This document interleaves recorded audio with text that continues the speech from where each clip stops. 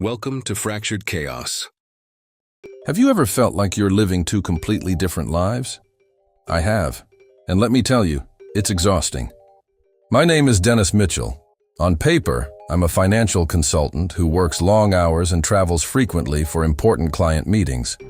I have a beautiful wife, Jessica, who thinks I'm out there crunching numbers and making deals. We live in a stunning brownstone in the city that we definitely couldn't afford on just my consultant salary. And every Saturday, I bring her fresh flowers, lilies, her favorite.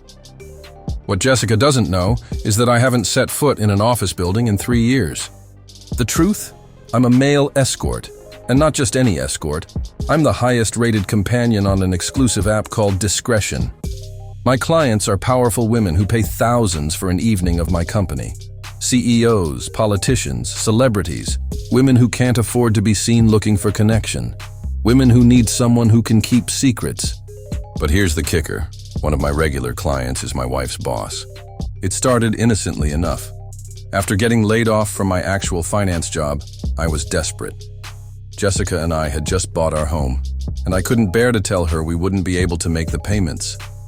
That night, at a hotel bar where I was drowning my sorrows, a woman in a power suit slipped me her card with a hefty tip.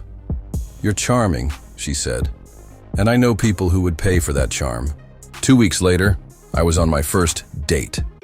By the third month, I was making more money than I ever did in finance. The plan was simple. Do this for 6 months, save enough to pretend I got a new job, and then quit. That was 3 years ago.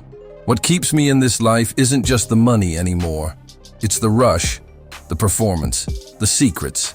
Speaking of which, that's probably Diane now. 62 years old, owns half the real estate in this city, and pays me extra to pretend I'm her late husband when we're alone. We have dinner reservations at 8. But here's what's really messing with my head. Lately, I've been finding little things around our house that don't add up. A matchbook from a hotel I never visited. Men's cologne that isn't mine on Jessica's scarf. And yesterday, I found a burner phone taped under her desk. I think my wife is hiding something too. I have this recurring nightmare where Jessica and I pass each other at a hotel, me with a client, her with whoever she's meeting. In the dream, we make eye contact, but neither of us stops walking. We just keep going, carrying our secrets like suitcases. The truth is, I've gotten too good at this game. Last month, I attended the same charity gala twice, once with Jessica as her devoted husband, and again later that week as the date of the woman who organized it. Nobody even blinked. I've created a collection of different watches, colognes, even slightly different hairstyles for each persona. But you want to know the most twisted part? Last week, Jessica looked me in the eyes over dinner and told me she's never been happier in our marriage.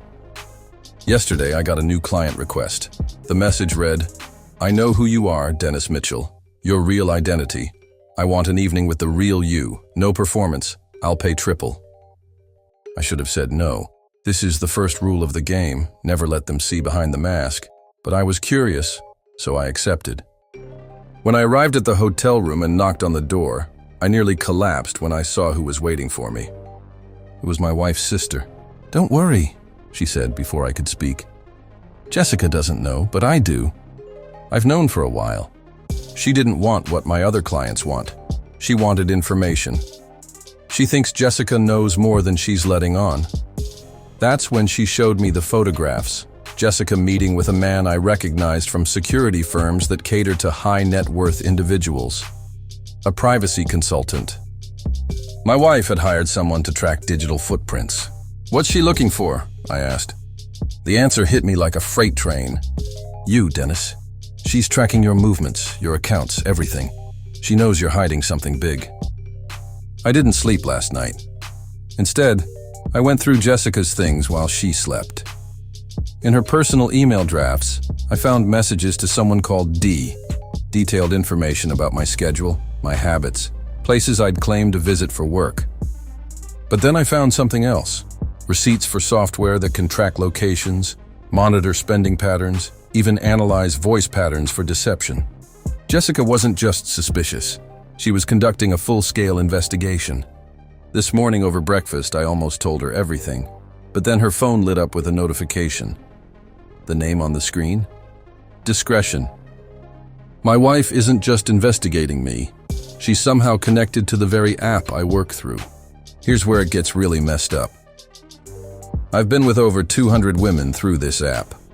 All bookings are anonymous until you meet in person. Clients choose escorts based on reviews and a vague profile. They don't see photos.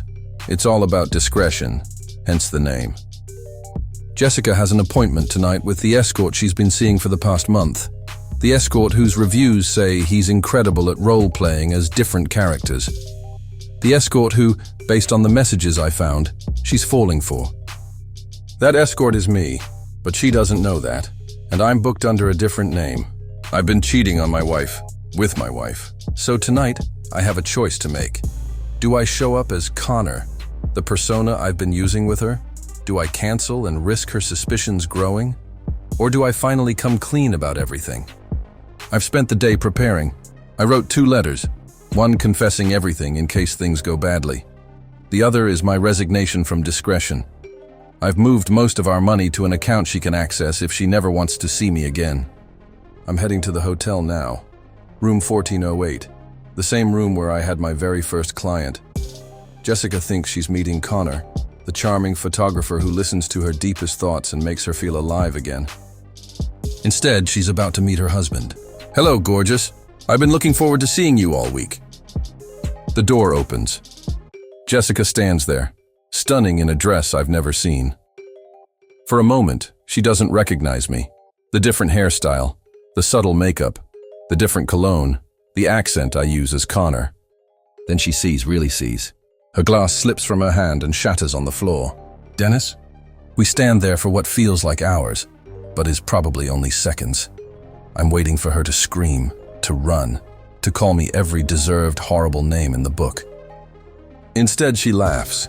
It starts small, then grows until she's doubled over. You're Connor? You are Connor? I don't understand what's happening. This isn't the reaction I expected. You don't understand, she finally says, wiping tears from her eyes.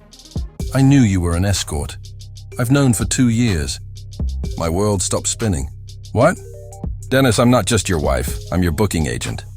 She pulls me into the room and closes the door.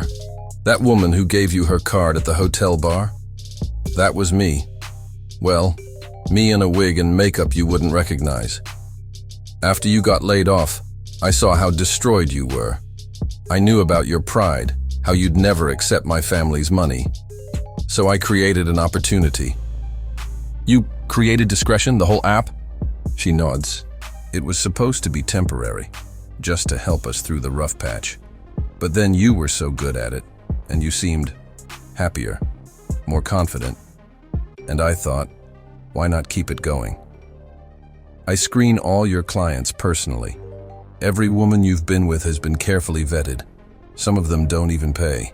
They're actresses I hired to boost your profile and ratings. But why become a client yourself?